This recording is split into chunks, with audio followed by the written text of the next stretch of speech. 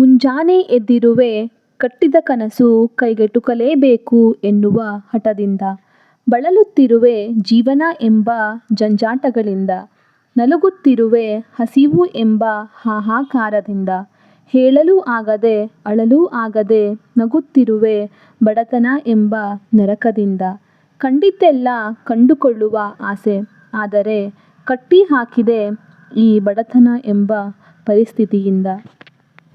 ಸಿರಿತನ ಬಡತನ ಯಾವತ್ತೂ ಶಾಶ್ವತವಲ್ಲ ಸ್ನೇಹಿತರೆ. ನಾನೆಂಬ ಸಣ್ಣತನ ದಡ್ಡತನ ಬಿಟ್ಟು ದೊಡ್ಡವರಾಗುವುದು ಶಾಶ್ವತ ಸ್ನೇಹಿತರೆ. ಬದುಕು ಅಳೆದು ತೂಗುವ ತಕ್ಕಡಿಯಲ್ಲಿ ತೂಗುತ್ತಿದೆ ಕಣ್ಣೀರ ಕೂಗು. ರಂಗು ರಂಗಿನ ಜಾತ್ರೆಯಲ್ಲಿ ಅನಾಥವಾಗಿ ನಡೆಯುತ್ತಿದೆ ಗೋಳು. ಹಸಿವ ಬೇನೆಗೆ ಗುಳಿಗೆಯಿಲ್ಲದ ಒಳಗೊಳಗೆ ಹೊತ್ತಿ ಉರಿಯುತ್ತಿರುವ ಜ್ವಾಲೆಯ ಹೊಗೆ ಸುತ್ತಿ ಹೇಳುತ್ತಿದೆ ಹೊರಚುಮ್ಮುತ್ತಿರುವ ನೀರಿನ ರಭಸದ ನೋವು. ಕತ್ತಿರುವ ಕನಸಿನ ಬೂದಿ ಆಂತರ್ಯದ ಬಡಿದೆಬ್ಬಿಸಿ ಮುಚ್ಚಿಟ್ಟುಕೊಂಡ ಮೇಲೆ ಕೂದಿಹುದು ಬಾಳು. ಬಡತನ ಎಂಬುದು ಮರೆಯಾಗಲಿ, ನೋವು ಎಂಬುದು ನಲಿವಾಗಲಿ, ಕಷ್ಟ ಎಂಬುದು ಕನಸಾಗಲಿ, ಸದಾ ನಗು ಹೊಳೆಯುತ್ತಿರಲಿ. ಎದ್ದೇಳೋ ಕನಸುಗಳ ಜೋಳಿಗೆಯ ಮರೆಯಲ್ಲಿ ಹಸಿದು ಕೂಗು ನೋವು ಮನದಲ್ಲಿ ಚೀರುತ್ತಿದೆ. ಕಂಗಳಲ್ಲಿ ಕರಗಿದ ಭಾವನೆಗಳ ಮುಂದೆ ಸೋತು ನುಂಗಿದ ಹೃದಯದ ವೇದನೆ ಮೂಕ ಪ್ರೇಕ್ಷಕನಂತೆ ಅಳುತ್ತಿದೆ ಮನದೊಳಗೆ.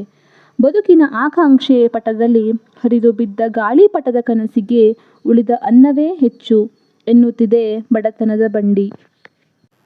ಒಂದಲ್ಲ ಎರಡಲ್ಲ ಬಡತನದ ಆಟ. ಬಡವನ ಕನಸೆಲ್ಲ ಆಗುತ್ತಿದೆ ಮಾರಾಟ. ಬದಲಿಸಬೇಕು ನೀನು ವಿಧಿ ಆಟ. ಯಶಸ್ಸು ಸಿಗಲೇಬೇಕು ಬಿಡದೆ ಸಾಗು ನಿನ್ನ ಹಠ. ಒಮ್ಮೆ ಬದಲಿಸಿ ನೋಡು ನೀನು ವಿಧಿ ಆಟ. ಖಂಡಿತ ನೀನಾಗುವೆ ಇಲ್ಲಿ ಸಾಮ್ರಾಟ. ಕಲಿತಿದ್ದೇ ಆದರೆ ನೀನು ಬಡತನದಲ್ಲಿ ಈಜುವ ಪಾಠ. ಖಂಡಿತ ಮುಂದೊಂದು ದಿನ ನೀನಾಗುವೆ ಸರ್ವಶ್ರೇಷ್ಠ. ಬಡವನಿಗಂತೂ ಅಲ್ಲವೇ ಅಲ್ಲ ಈ ಸಮಾಜ.